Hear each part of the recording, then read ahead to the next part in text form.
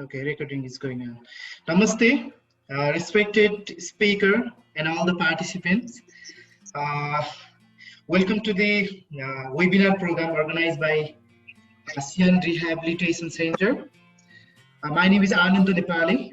I am an MPP scholar at Kathmandu University School of Management, and I also represent the GGA as a country chair for Nepal. And this event is being organized in collaboration with UI Center. And we would like to thank him for supporting us to organize this webinar program. The theme of today's webinar program is the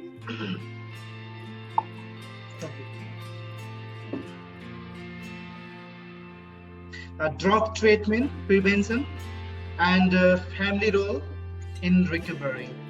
And to talk about this theme, we have one of the very reputed speaker from Kenya. Let me introduce him. He's country director of Global Good Ambassador for Kenya, and he's also coordinator of UI Center. Okay. Okay.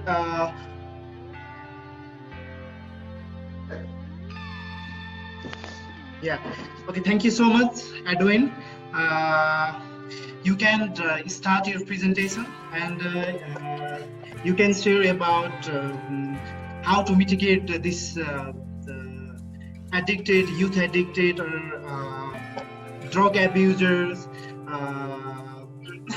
in your country, and then let me present your presentation.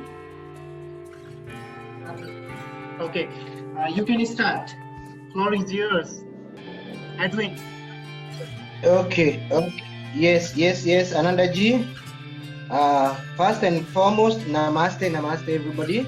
I feel privileged. Is here in Kenya, we in the mid-morning. It's around 11:30, and I feel it's a great honor to be called upon to address the community, or rather the entire world, on a very pressing issue that has really affected us. A global challenge on alcohol, drug, and substance abuse. It's a big challenge, but I thank the brains behind this webinar. Ananda ji, we work together at Global Good Ambassadors, where you are the chair in Nepal and I'm the country director in Kenya. Sauzan, thank you very much for being the founder of SIAN. Well, now I think we will start off. I am the Kenya country director, Global Goodwill Ambassadors, and but we have an organization called UI Center, and as you can see on the screen, we have professional services that we normally offer. We do consultancy on issues with drug and substance abuse. We do training on alcohol and drug abuse. We do workplace policy formulations. We also do a lot of community work in prevention. We do a lot of awareness programs.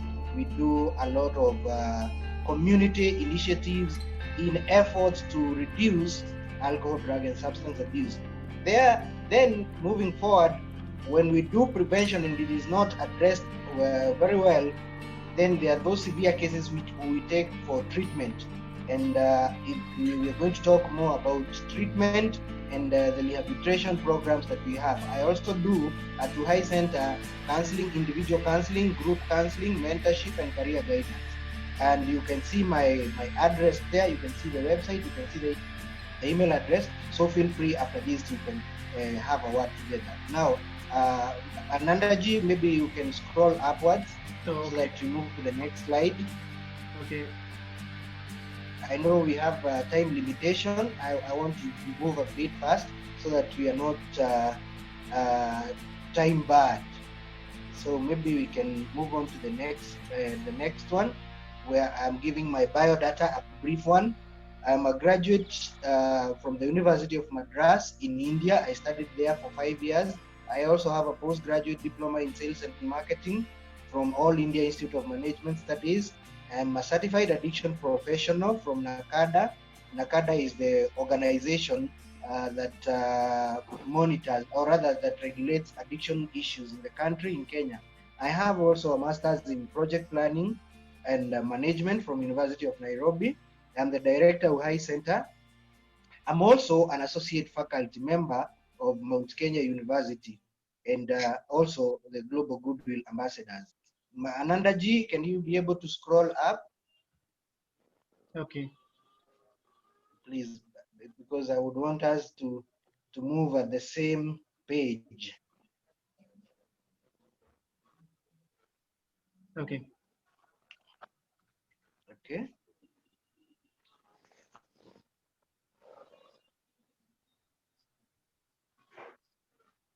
Or just do I proceed as you try to scroll it up? Can I move on? Okay. This? Is it okay I move on?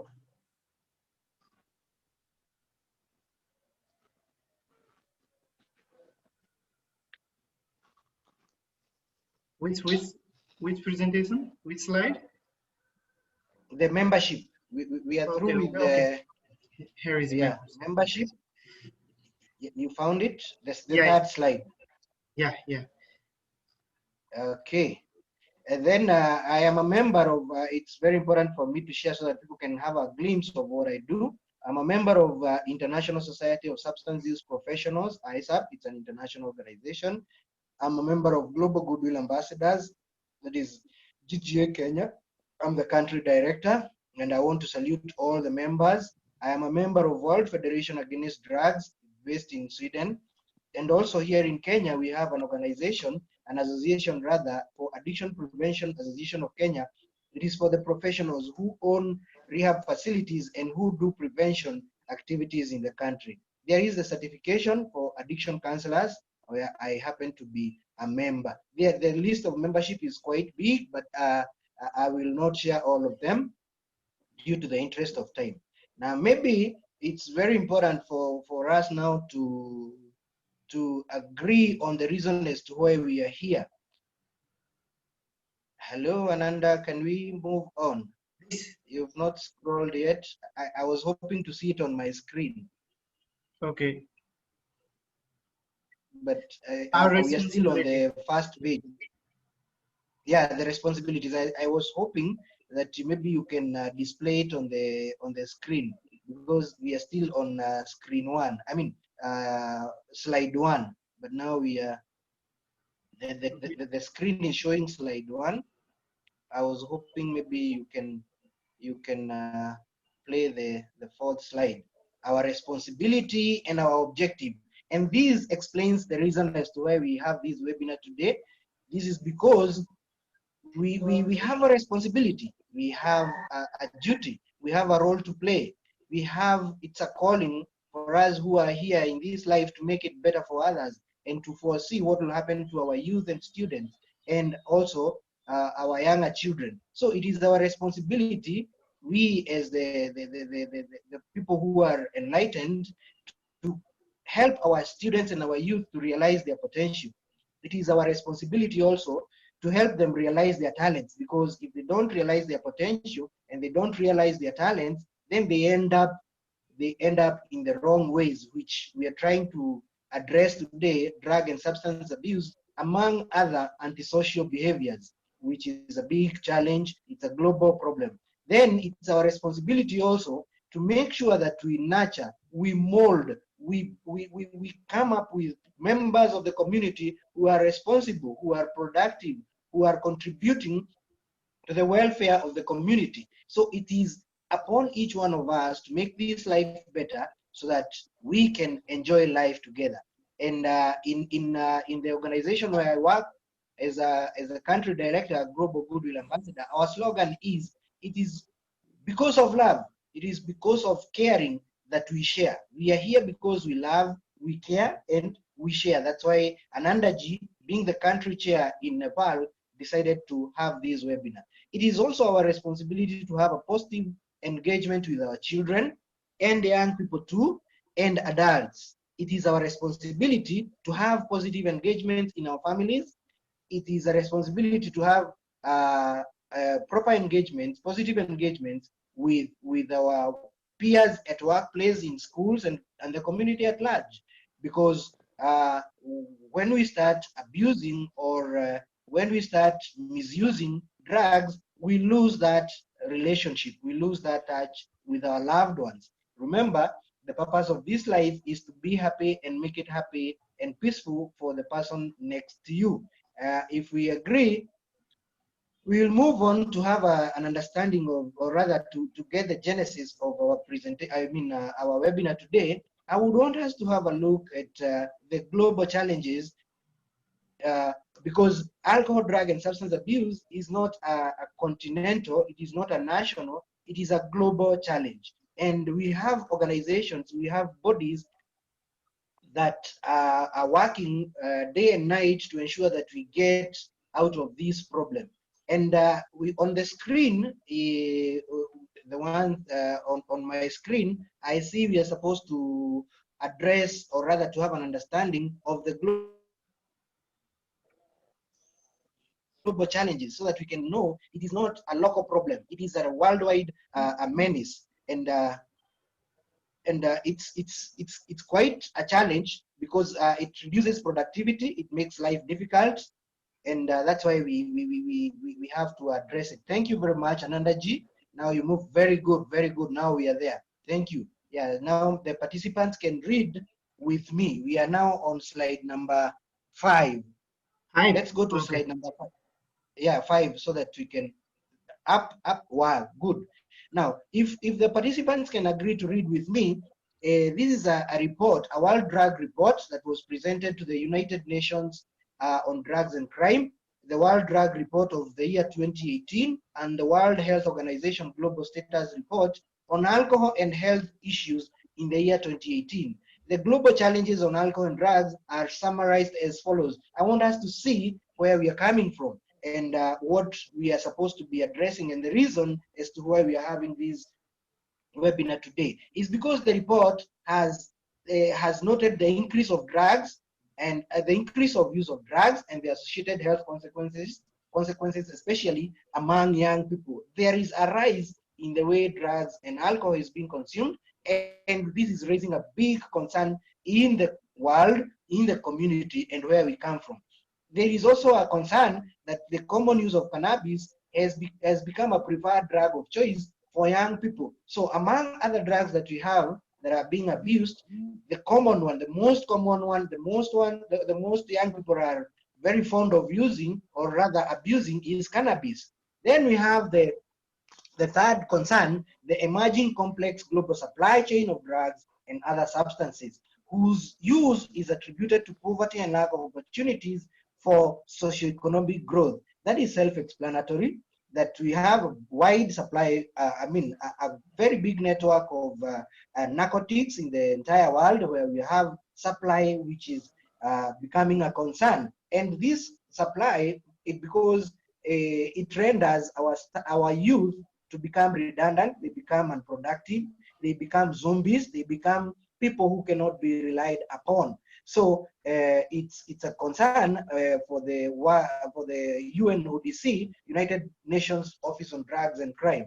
If we move to the next slide, there is the advanced transnational organized crime such as piracy and international terrorism associated with alcohol and drug abuse. We realize that the network of crimes have increased due to when we are transiting these drugs, when they are being moved from one country to the other. We have so many terrorism, we have so many piracy cases, especially from intercontinental along the sea. We have a big challenge. Then there is increased incidences of drug use among older people, partly explained by aging cohorts of drug users. I hope, Anandaji, you can scroll to the next slide, and because we are now finalizing the report. Now we have gotten a genesis. Then finally, we have lack of tailored services with few treatment programs to address the specific needs of those abusing alcohol and drugs. My concern is, or rather, I believe we are here. This this mid-morning to think on how we can make better, to enlighten, to make people understand where we are coming from. Now, if you go a slide down upwards, the one before the one you've shown, the one that is talking about drug abuse prevention, treatment and family role in recovery. Thank you very much. I want us to understand and to remember that I want us to, drug abuse prevention, treatment and family role in recovery. This is our topic for today. And from the topic, you can see we have three variables. We have three topics that we want to address. Drug abuse prevention as a component. We want to address treatment, and also we want to address family role in recovery. I want us to combine the three. And to begin with, I would want us to understand that we are addressing drug abuse. Remember, in all these drugs, I always like reminding my participants that here we are talking about abuse. Otherwise, all these drugs that we abuse, they have their use. But when you use this drug abnormally, you abuse it. And in fact, I make it, I try to amuse people by telling them the word abuse is derived from the word abnormal use. Abnormal use. That's why when you use it abnormally, it becomes a problem to you. But likewise, there is the proper use. But let's now today, we dwell on the abuse. The next time, I hope we'll have ample time, we'll talk about the uses of these drugs. But today, let's address abuse prevention. How can we stop this abuse? Because we know the consequences that end up when you abuse drugs. Then there is treatment. Drug abuse, alcoholism, and all those other drugs of choice, it is a disease. And every disease has a treatment, has a way of overcoming. Then we are going to address how treatment happens for persons with substance use disorders. And all this, it's very important for us to remember that drug abuse, alcoholism and drug abuse is a family problem. It's a community problem. It's a national problem. That's why we want to address family role in recovery. Actually, if you look at the family disease model, you'll find that family members of the family member who is abusing drugs, they are not at peace. The guy who is using drugs is not worried about tomorrow. But the siblings, the significant other, the people who are there for his life, they're the ones who spend sleepless nights to thinking about his welfare and how he can be rehabilitated. Now, moving forward, we are going to look at the scientific and evidence-based practices which have been scientifically proven to work, to effectively work in our communities so that we try to manage alcohol, drug, and substance abuse. Ananda ji, if you can agree, let's move to the next slide, which is talking about this drug demand reduction. We have many avenues of addressing or rather managing drug abuse in the community, and we have like four strategies that have been proven, that have been scientifically proven, and they have been confirmed to be the best practices that should be adopted by all communities. Step number one, or rather strategy number one, I'm calling it SDA, standing for Service Delivery Area of Drug Demand Reduction. And the drug demand reduction, we try to reduce, we try to empower, we try to educate, we create a lot of awareness on the consequences, on the effects, on how things will happen if you abuse drugs. We create awareness. We make this person who is about to initiate, who is about to start, we make him aware such that he knows the probable consequence if he proceeds to use or to abuse drugs. That way, we reduce the demand. This person becomes aware, because in most cases we don't have awareness about the consequences. In most cases, you'll find due to the proliferation of the internet, people are admiring the flashy and the glamorous TV adverts of people smoking, people drinking. We have adverts of how alcohol is good, the sleek vehicles and what have you. So we need to create awareness, and that is prevention number one. Public education and advocacy. This avenue tries to enhance public education and advocacy through demand reduction initiatives. What initiative do we have? We try always possible in our schools, in our homes, in our churches, in the community to delay the initiation of substance abuse. If you have a young one, if you are a family member and you have young siblings in your family or in the neighborhood, you try to educate them so that they don't initiate, so that they don't begin. You improve education and skills for parents to reduce substance use among children and youth. This is the drug demand reduction avenue number 2, that we have to educate our parents, because most of the time these children, these youth, they have close interaction with their loved ones. So it is upon them to educate. It is upon them to try and pass this information to inform them such that they don't get lost along the way. This way we are trying to reduce the consumption by making them aware of the consequences of drug abuse. Then bullet number 3, we should reduce the number of persons progressing to substance use disorders. Remember, the first aspect is prevention. Before it escalates, before it gets out of hand, what are we supposed to do? We should reduce the number of progressing to substance use disorders. Have a community initiative of forming a group, just like what Ananda ji and Sauzan from Sian, they have done today. They are creating awareness, they are educating the masses so that we reduce the number of people progressing to the next level. Improved response to threat of illegal drugs, we should address it, and tobacco use as well as other local concussions. Those are aspects or initiatives that should help us to reduce, or rather to prevent from escalation of drug abuse. Increase delivery of interventions and policies based on scientific evidence. We should practice what has been confirmed to be effective in the society. And I believe we can move on to the next slide, which is talking about strategy number 2. Remember, strategy number 1, we talked about drug demand reduction. That is the very first step. You try to prevent. In fact, there is an old adage that says prevention is anytime better than cure. So we are called upon each to play an individual role of preventing drug abuse by either public education, by either advocating, but we have to do something to create awareness and improve knowledge. Then we move to the next strategy, which is drug supply suppression. Drug supply suppression is nothing but a way of disrupting or curtailing cultivation, manufacturing, production or processing, and distribution channels and chains of narcotics and other harmful drugs. What am I saying?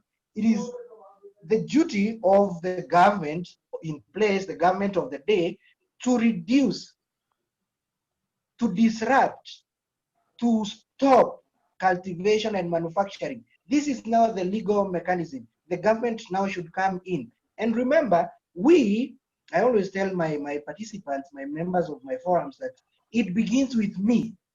If I do something, an initiative to stop drug abuse, and the next person, my neighbor, does the same, and my family and his family does the same, we can easily confront the legal, or rather the government administration channels that you have in place. If in your area you have the police, you have the area chiefs, you have the area people in command who are in the government, you can confront them and tell them, this guy is supplying drugs, this guy is spoiling the lives of our children, and the government should now take over, which is the bullet number 2, effectively arresting, arraigning, and prosecuting process in a court of law, so that we reduce this progression of drugs, so that we reduce the supply. We are trying to suppress supply of drugs among people in our community, and this calls for political goodwill. It's very important for me to mention that it's a political goodwill that can help us fight this menace, because in most cases, you'll find that there are people who have been arraigned, there are people who've been arrested, but when they go to the next, they're arrested and they're taken to a court of law, they are released based on corruption. Or when a police officer comes and finds you are doing the drug business and he bribes you, then you proceed to spoiling people's lives. So it should be the government's initiative to, it should have that political goodwill to prosecute, to arrest, to arraign, to jail, so that we don't have the supply. We try to suppress. And remember, if we prevent the initial number, the strategy number one, we prevent, and at the same time the government is suppressing the supply, then we are winning the war against the vice. Then something that comes along the way with the drug abuse is the campaign against the vice of corruption in the process by both civilian law enforcement and sometimes military forces. I think that one I have addressed. Let's move to strategy number 3. When the prevention has failed and the supply suppression has failed, this person becomes... Excuse me, Edwin. Edwin? Yes, please. Yeah, Edwin and all participants, please join again on the same link, same Zoom link, okay? We have only 1 minute 30 seconds only, okay? After this, yeah. Say that again, Ananda ji. Yeah, again, we can join on this same link, same Zoom link, okay? Oh, because we are time bound, right? Yeah, okay. We have a time bind. Yeah, 1 minute. Okay, go on, Edwin. Or should I proceed? Yeah. Okay. Or do I give them time to switch to the next link, or we can move on, right? You can share now, and I think now less than 1 minute. Okay. Less than 1 minute. Yeah. Then I think let's utilize that 1 minute. We go to strategy number 3, which is drug treatment, counseling, and rehabilitation. You tell me when time is out, so that I can discontinue, so that you connect us to the next link. So when the prevention bit has failed and the supply suppression has failed, that tells us that the consumers have gotten to the drugs and they are now affected, and now they have the disease in them. And what we should do is take them for treatment. We should, the point that I would want to stress here today is that drug abuse and alcohol and drug abuse is a disease. And if we accept it and agree that it is a disease, then it becomes easy for us to fight it. This person needs treatment. These persons need care. This person needs a lot of people. We have people who are injecting drug users. We have people who are on heroin, smoking heroin, yet they have medical conditions like tuberculosis. What can we do to make life better for them? We are trying to reduce harm. We are trying to reduce the pain in these people. We are trying to make life bearable for this person, because since not all of us will afford the treatment, the fees that the rehab facilities ask for, what can we do? It is upon us to form or to come up with something in Kenya we call drop-in centers, whereby these people come and have food, people come and shower, they live a normal life, they feed well, they go for treatment. Because if we don't do that, we are likely to lose this person. These people may die. These people are risk. We normally call them most at-risk persons. They can either, it can, when it becomes fatal, when it becomes serious, we may lose this person. So we have practical health strategies. We should have practical health strategies aimed at reducing negative consequences associated with drug use. That is the bottom line. Practical health strategies. These are the people, we should have humanitarians, people who have a human heart, who are caring, who are providing food, who are providing shelter, who are providing medical care, so that we save a life. And some of the examples you can see on the screen, we have medically assisted therapy clinics, whereby we have, for example, methadone replacement therapy, whereby this person is given a substitution to replace the drug of choice. Could be heroin, could be alcohol, something that they should have a facility where they go for needle exchange program. This is specifically for the injecting drug users. Then we should have a facility for treating underlying health condition like tuberculosis. We have HIV and AIDS. We have hepatitis. And remember, this is a very sad combination of drugs, diseases. And I normally say this to our youth, and this should go direct to the youth. When you engage in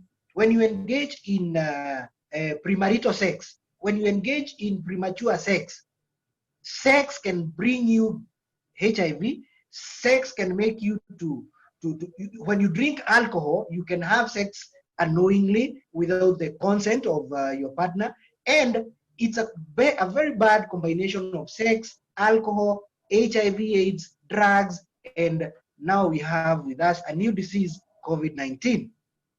So it's a warning to the youth, it's a warning to the young generation, and to all of us to be very wary that you can procure TB, you can procure HIV, you can procure hepatitis, and all those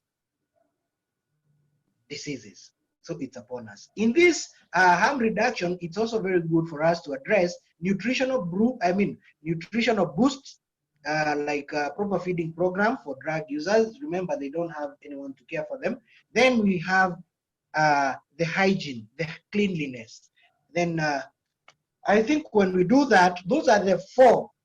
They are the four scientifically and evidence-based practices that we are trying to encourage among our people. Number one is drug demand reduction, that is the prevention.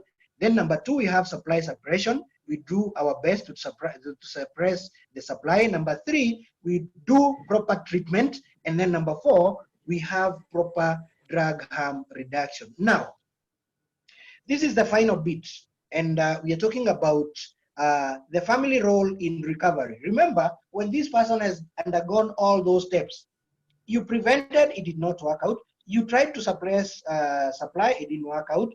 You took that person for treatment, and then you reduced that person. If this person, and in most cases it happens, gains recovery, he is rehabilitated. Who are the first people? Who are the key people? Who are the people that should be by this person's side? It is the family. And that's why I began by saying it is a family disease.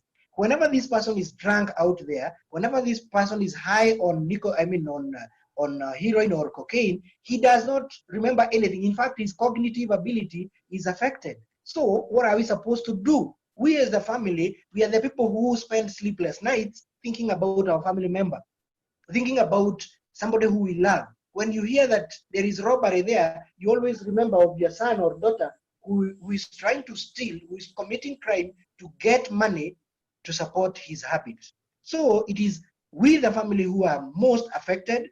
In fact, I normally say it leads to something we call codependence. You become more sick than the person who is sick. And what are we supposed to do as a family?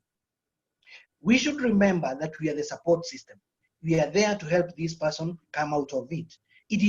You are the very first person who should support your brother or your sister come out of it, but you should not point a finger to them. How? By organizing such forums. And that's why I applaud Sauzan and Nepali, Ananda ji, for organizing this forum, so that people can gain information. Recovery from drugs involves gaining get to know more about your drug of choice, get to know how it can damage your organs, get to know how you can behave if you don't quit. Increase self-awareness. You as an individual, you should know yourself, you should know your weak points. If you have a low self-esteem, how are you going to boost your self-esteem? If you're in recovery, you should develop skills for sober living. I know among my participants, we have people who are celebrating their recoveries. How do you manage that? Personally, I don't shy. I say it loudly, and in fact, in the recent times, I've amplified it to the higher levels that I am in recovery. I'm in 11 years from having recovered from alcohol and cigarettes. So I should come out openly and share with people who are in recovery what are the skills do we have? What can we adopt for sober living? The other day, I saw, I think it was yesterday or the day before yesterday, I saw my brother celebrating 5 years in recovery. Congratulations. Congratulations, my brother. I applaud you. I don't have to mention who it is, but I know how it feels when you're celebrating such a milestone. Then we should develop a program of change. What program do you follow? Because you don't just come out and assume that now I'm good, I'm clean, I'm sober. I mean, life will go on like that. No, you need a program of change because you had gone out of your way and now you are retracting back. And we have so many programs. We have Alcoholics Anonymous. We have Narcotics Anonymous. We have so many programs, support groups. We call them psychosocial support group, which is very important for our members. So in a nutshell, what I'm saying is families need to stand in between their member. They should protect their member. They should know it is a disease. Why am I presenting this?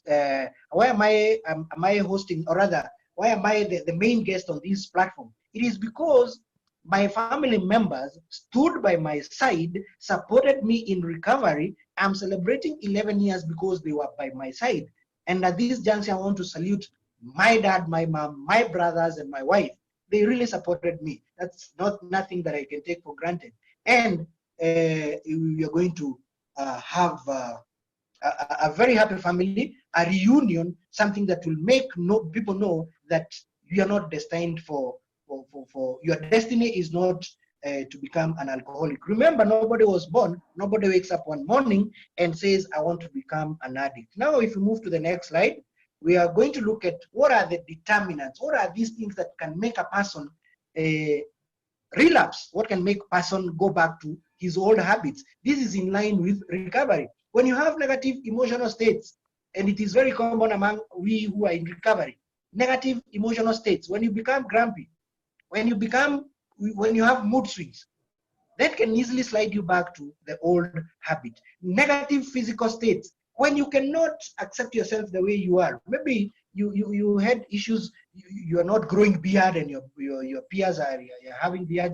When you don't have a car, then the physical, the tangible, you have to accept what you have with you and how you are. And this reminds me, and my brother Sauzan will agree with me, that we say a serenity prayer that says, God grant me the serenity to accept the things that I can change and courage to accept the things that I cannot, and the wisdom to know the difference. That is very, very important. Now, moving forward, positive emotional states, when you become overconfident of yourself, when you think that you can go into a bar or in a drinking spree, when you hang out with friends and you think that you can make it because you are sober for 5 years. No, you have to fight for your sobriety. Testing for personal control, you should not dare to say that today I've been sober for 11 years. If I drink one small tot, it will be okay with me because I've been. No, you should not dare. Urges and temptations, remember our friends and peers, they really tempt us. There are so many temptations. The people you hang out with. And that's why we talk of people, places, and things. PPTs. The people around you, the gang that you used to hang out with, your peers. The places that you used to go and do your drug of choice. The things that you used to, you should avoid all this because they are more tempting than you can imagine. Then that is between, if you look at up there, the title, it's intrapersonal determinants. That is within you. These are things that you alone can work on. It's only you who can. They are intra, they are in you. When you look at the next slide, which I know my brother will play, he's talking about interpersonal determinants. This is now between you and other people. The relationship conflict, when you have issues with your friends, when you have issues with your family members, when you have issues, the relationship between one person to the other. Then we have the social pressure at our workplaces, in our schools, in our colleges. These are peers, and it is very common. You want to hang out with a certain group, and for you to fit in, you start doing like they're doing. You should know that the word no is a complete answer. It is a complete statement. Learn to use it. Don't just say yes to anything. No, think it over before you accept the offer. Positive emotional states associated with others. You want to be positively associated with the rest of your peers. Very fast, because I know time is running out. How does a relapse occur? It's very important for us to mention this, addressing to the people who are, these I'm addressing to people who are in recovery. There is the trigger. If you move to the next slide, this is the sequence. This is how it happens. You have a trigger, you have a thought, you have a craving, and use of a drug. I know if I took time to explain this, it can take an eternity, but a trigger is anything that can make you slip back. A trigger is something like when you have a quarrel and you become angry, then a thought comes in that if I want to get out of this bad mood, if I drink one thought, if I take one stick of marijuana, then this problem will go away. If that thought comes, if the conversation triggers and you allow a thought to come in, of course, a craving will fall. And eventually you find yourself using that drug. Moving on, how does it, the 5 ways through which an individual can get triggered? When you see something, when you see a club, when you see a joint, when you see somewhere you used to do these things, when you smell it, when somebody is smoking cigarettes, tobacco, and you just pass by and he's smoking, you smell and it reminds you, it triggers a certain part of your brain, and you feel the desire. Taste equally. These are the 5 senses that a human being has, and they can easily trigger somebody to a relapse. I think with those and few and many, I wish to stop there so that I can give room for any person who has a question. I hope you have taken notes and you have benefited. Now, back to you, my moderators, Ananda ji and Sauzan ji. Thank you, and back to you.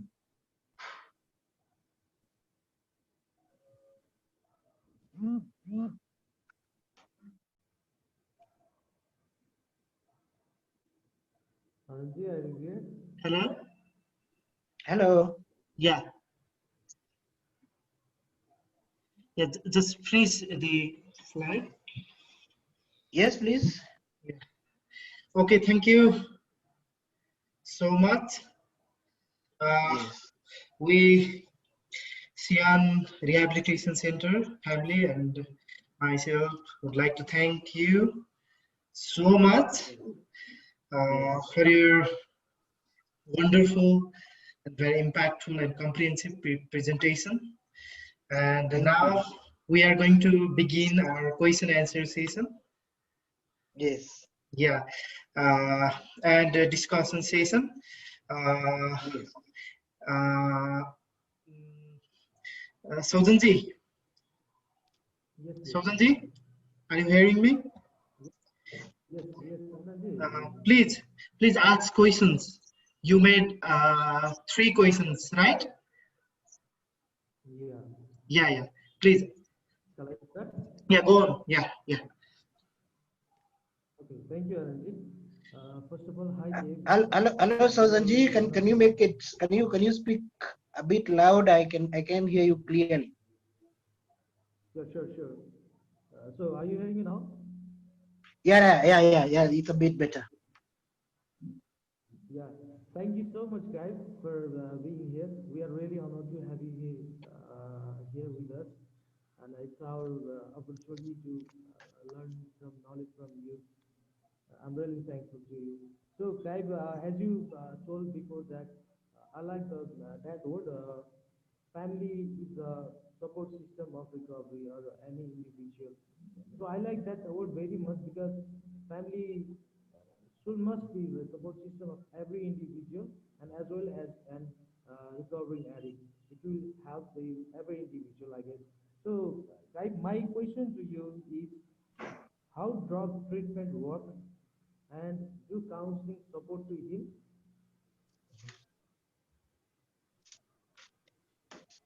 Yes.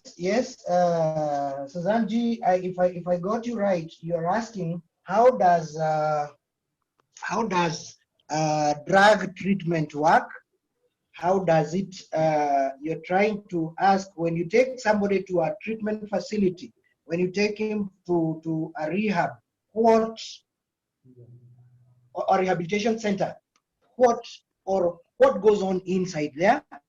What are the stages? What do you do to that person? You go straight injecting drugs and doing all, what is the procedure? Because we have standard procedures that have been outlined in any treatment facility. Remember, in my presentation, I said there are so many people who have commercialized this, and they have made it commercial, the treatment and rehabilitation. And it is very unfortunate if you can take someone's life for granted. And most of these facilities, they don't follow the procedure that have been laid upon, they have not have been laid. But what have we been told to do? What are the standards that are supposed to be followed? Number one, when you realize that your member, a family member, a friend, or a workmate is having a problem, first and foremost, try to talk to this person. If it doesn't work, look for a professional. When you look for a professional, we have certified professionals who are working in this field of addiction. When you talk to a professional, this person will identify and tell you, this person, you can probably, he has already gone beyond the prevention stage. He requires treatment. If it is something that has not escalated to treatment, then this person, the addiction professional, will help you in prevention. That is what we call outpatient rehabilitation, whereby this person can be seeing a counselor on agreed basis, depending on the presentation, the way he has presented himself. If it has gone beyond, if this person cannot be able to be meeting with you as you have agreed, you find that he'll come for day 1, day 2, day 3, and then he disappears for a month. That person is very much willing, but is unable due to the condition. So what are we supposed to do? We should take this person away from that environment and take him to a treatment facility, a rehabilitation facility. What happens in a rehabilitation facility? First and foremost, we do a thorough screening. We screen this person. We do proper assessment. We have kits, we have tools to do the assessment and the screening. Why are we doing this? So that we can know actually the way this person has presented himself. Most cases you'll find there are people who are having co-occurring diseases. You'll find somebody who has a mental condition, psychosis. This person has schizophrenia. This person has psychosis. This person, but it has been misinterpreted to be alcohol. The first step in a treatment facility is to screen and assess all the probable causes of the situation that he is in. You identify what is the problem through screening and assessment. All underlying factors. If there was a family dispute, that is step number 1, screening and assessment. By taking the biodata, by taking the family background, by taking all that information, anything, all that pertinent information that can lead to the reason as to why he's behaving the way he's doing it. Then step number 2. Step number 2, you develop a treatment plan, which is guided by the assessment and screening. When you screen and you assess, the results that come out of it should guide you to come up with a treatment plan. When is this person going to see a psychiatrist? When is this person ready for counseling? When is this person going for physiotherapy? When is this person ready to go and see a dentist? You do a treatment plan. And it is very important to say at this point that you should begin with the end in mind. In most cases, we recommend a 90-day program, 3 months in a treatment facility. When you're doing the treatment plan, you should think about his exit. when you're doing the planning, you do the exit planning also, such that when you're preparing him for, when you're doing him the treatment, when you're rehabilitating this person, the other family members who are not in the facility, they are planning on what will he do when he comes out of this facility. I hope I've made that clear. That step number one is screening and assessment. Step number two is treatment plan. You generate a treatment plan and you begin with the end in mind. Step number three, you should address the medical condition, the underlying conditions. First and foremost is to address the withdrawal syndrome. These persons, once you withdraw from a certain drug, when he's in the facility, he should not be allowed to use. There are those steps, procedures that should be used to handle withdrawal syndrome. Then, after the withdrawal syndrome has been handled, you restore the cognitive ability. Is this person ready? Can his brain accommodate the counseling sessions? If it cannot, don't dare. Don't attempt. Are we together? Address withdrawal syndrome, then restore cognitive stability. Let him be stable in the mind. Then, when you're doing this, the psychiatrist has already come in and he has identified whether this person has a mental condition, and you treat comorbidity. If he has schizophrenia, if he has psychosis, let them go hand in hand with what you have identified. Involve all the professionals, involve the psychiatrist, involve the physician, involve the physiotherapist, let them go concurrently, because we are trying to rebuild, we are bringing back this person into his normal state. Okay. Then you'll find that these people, when you're doing this, these people are normally emaciated. They don't feed well. Their health is compromised because of use of drugs. Ensure that during this time, the feeding system, the feeding program, the nutritional boost is being addressed.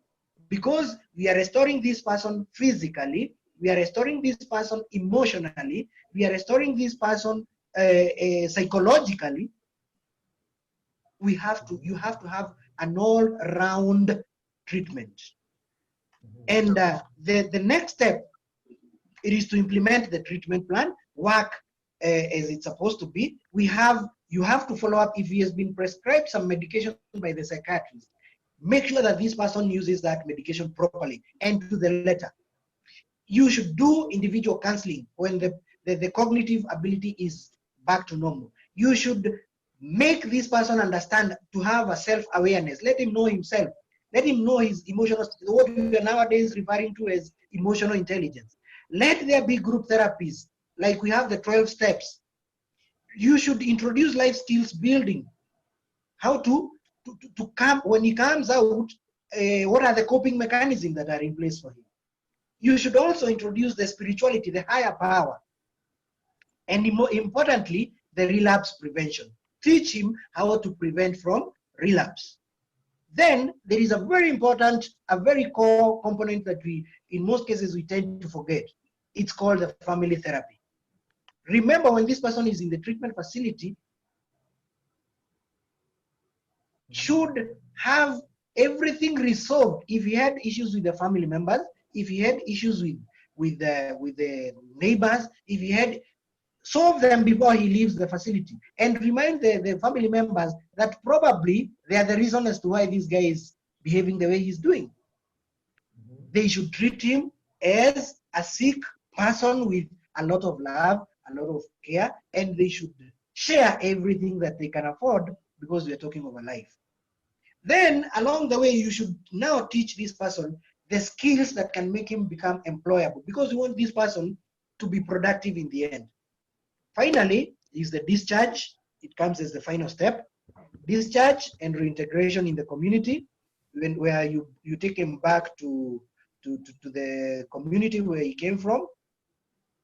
But the most important, another important component is follow-up. Always make sure that you follow up on your client. I hope, Sauzan ji, I have addressed how the treatment happens, from prevention to the treatment and to the discharge and reintegration in the community. Thank you. Okay, okay, Edwin. I can say I'm yeah, I'm going to share something about drug abuse in Nepal and South Asia. The Federal Democratic Republic of Nepal lies nestled along the base of Himalayan mountains. To the north lies Tibet, and to the south, India. Nepal is home to 8 of the 10th highest peak in the world, including Everest. Like many other countries, serious addiction problems have only recently come to Nepal. Cannabis and alcohol have been used by Nepalese for centuries, but were part of the social norm and ceremonies. These substances and others did not create a widespread addiction and social problems until the last few decades.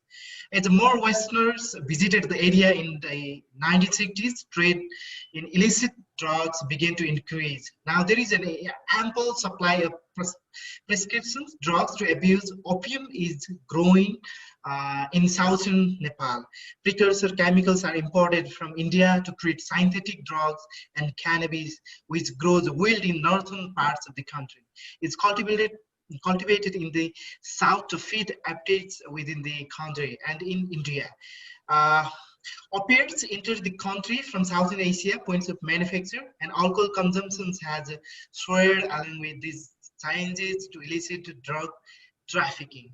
And I'm also going to share about alcohol abuse statistic increase in Nepal. Yeah. Uh, are you hearing me? Hi, Yeah, yeah. I can hear Alcohol you. is acknowledged to be the cause of domestic violence, child abuse, indebtedness, and other problems. But national surveys on addiction do not include alcohol unless the alcohol addict is in drug rehab for treatment of alcoholism along with secondary drug. This is because the use of alcohol is a part of social norm despite the destruction its overuse causes in Nepal. Yeah, alcohol treatment centers are in short supply in Nepal. In the capital city of Kathmandu, 200 people each year receive alcohol abuse treatment. However, no treatment center providing alcohol treatment will accept women. And government surveys provide an incomplete picture. Uh, the government survey also stated that 93% of addicts are male, but other reports indicate that the acknowledged number of females addict tends to be suppressed for social reasons. When a girl or a woman is addicted, the family may conceal the problem so they can still find her husband. When boys are addicted, they may take selling drugs to support their habits, but girls and women may turn to prostitutions. Yeah. Uh, uh, yeah, the Narconon Nepal drug and Sihan, our Sihan Rehabilitation Center, has been saving lives for several years, both in the city of Kathmandu and Hetoda. Hetoda is also southern part of Nepal, and each person coming to the center for recovery find himself in a safe, clean, and protected space, and has the support he needs and time-tested program that can help him walk all the way back to lasting sobriety. And thank you so much. Uh, we'd like to thank our Edwin, our inspirations, their valuable, his valuable presentation. Our sincere thanks to all the participations, and we look forward to seeing you in our upcoming uh, program and how to treatment on the drug abuse and drug addicted youth. Uh, Programs, and we are signing up from now, and stay safe, stay healthy, and have a great time. Okay, thank you so much, Edwin, again. Thank you, Namaste. I'm so grateful, Okay, very grateful for giving me that opportunity, and yeah, also to mention that information is not useful if it is not shared. I'm yeah, very humbled. I feel privileged to be given an opportunity to save a life there, to yeah, make people understand that we are dealing with a global problem. The same